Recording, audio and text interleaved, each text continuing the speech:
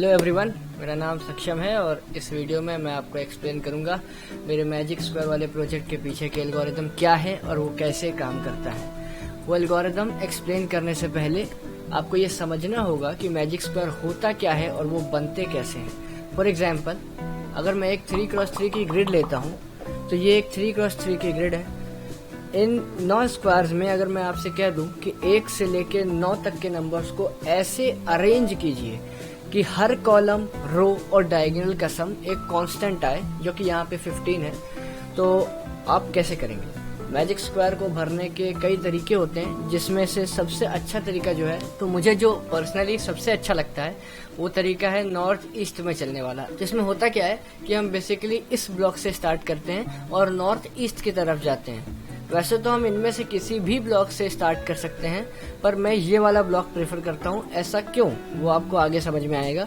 तो मैं इससे स्टार्ट करूंगा और नॉर्थ ईस्ट की तरफ प्रोसीड करूंगा। प्रोसीड करने के कुछ रूल्स हैं। अगर मैं ग्रिड के बाहर निकल गया तो मैं ग्रिड की दूसरी साइड से आ जाऊंगा, और अगर मैं कोई ब्लॉक या फिर ऑलरेडी यूज्ड पोजीशन इनकाउंटर करता हूँ तो मैं एक स्टेप नीचे आ जाऊंगा। अब मैं ब्लॉक्स को भरना चालू करूंगा। एक भरने के बाद, क्योंकि मैं ग्रिड के बाहर आ गया, इसलिए मैं दूसरी तरफ से निकलूंगा और 2 भरूंगा। फिर नॉर्थ ईस्ट चलूंगा और ग्रिड के बाहर आ जाऊंगा, इसलिए दूसरी साइड 3 भरूंगा।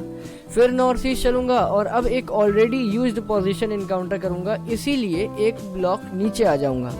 फिर नॉर्थ ईस्ट चलूंगा, 5 भरूंगा एंड 6 भरूंगा, एंड अब नॉर्थ ईस्ट जाने पर एक ब्लॉक्ड पोजीशन इनकाउंटर करूंगा। हर ग्रिड में 4 ब्लॉक्ड पोजीशंस होती हैं, 4, इसीलिए एक स्टेप नीचे आ जाऊंगा, 7 भरूंगा। फिर नॉर्थ ईस्ट चलूंगा, ग्रिड के बाहर आ जाऊंगा, इसीलिए दूसरी साइड 8 भरूंगा।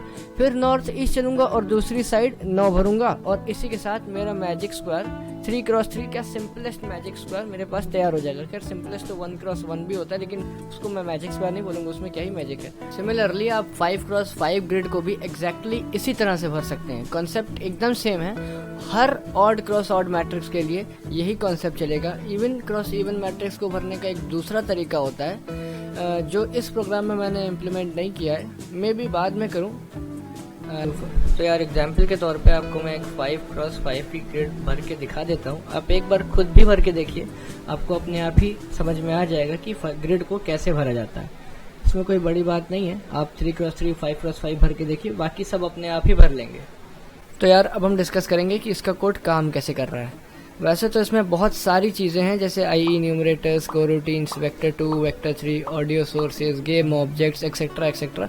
खैर ये सब इंजन रिलेटेड चीज़ें हैं। अगर आप कभी गेम इंजन सीखेंगे तो आपको ये सब चीज़ें आ जाएंगी, इसमें कोई बड़ी बात नहीं है। मैं आपको एक्सप्लेन करता हूँ कि इस प्रोग्राम का फ्लो कैसे चल रहा है। तो यार फ्लो से मेरा मतलब है कि प्रोग्राम कैसे डिसाइड करता है कि कौन सा बटन दबाने से कौन सा फंक्शन कॉल होगा। वो कैसे डिसाइड करेगा कि कौन से नंबर वाले ब्लॉक को कौन से कोऑर्डिनेट पर इंस्टेंशिएट करना होगा।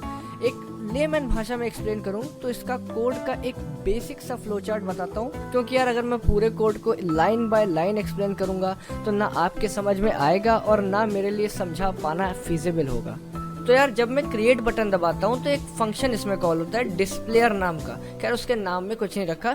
वो क्या करता है कि उस इंस्टेंट पर n की वैल्यू चेक करता है, मैंने उस समय n की वैल्यू क्या डाल रखी है, प्लस माइनस करके 3 डाल रखी है, 5 डाल रखी है, एक्सेट्रा। फिर वो 3 कोऑर्डिनेट्स कैलकुलेट करता है, blocked position, starting position and camera position.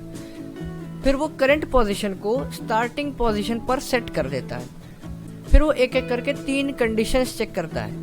पहली है कि that if current position is equals to blocked position, means अगर वो एक ब्लॉक्ड पोजीशन इनकाउंटर करता है तो वो रिवर्ट करेगा और पीछे आ जाएगा, और फिर नेक्स्ट कंडीशन चेक करेगा। और अगर ब्लॉक्ड पोजीशन इनकाउंटर नहीं करता है तो अगली कंडीशन चेक करेगा।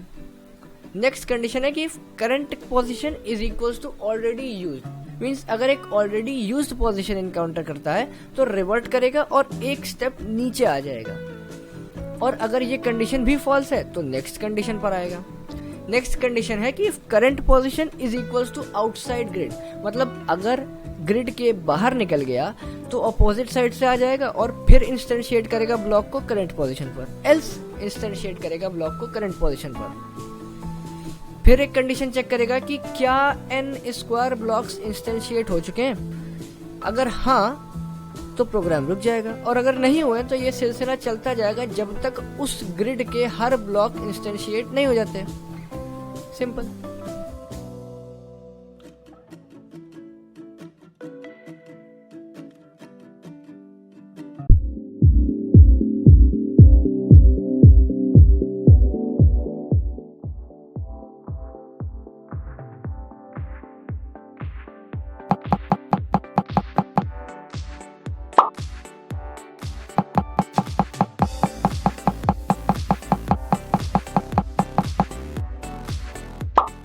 अरे ये बस एक बहुत छोटा सा प्रोजेक्ट था जिसके पीछे का मैंने फ्लो चार्ट बना के आपको एक्सप्लेन किया कि इसके पीछे आखिर चल क्या रहा है, लॉजिक क्या है।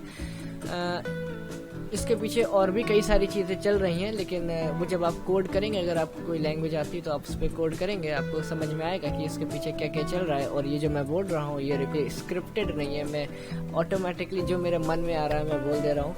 अच्छा लग रहा है। और भी छोटे छोटे प्रोजेक्ट्स पर मैं जब काम करूंगा तो उस पर वीडियो बनाऊंगा कि वो कैसे काम करता है, और होपफुली मैं अपनी स्क्रीन भी रिकॉर्ड करूंगा कोड करते समय, तो ताकि आप समझ पाएँ कि इसके पीछे आखिर काम कैसे चलता है। ओके, सो इस समय 4:15 हो रहे हैं सुबह के, तो आई थिंक अब मुझे सोने चले जाना चाहिए। बाय।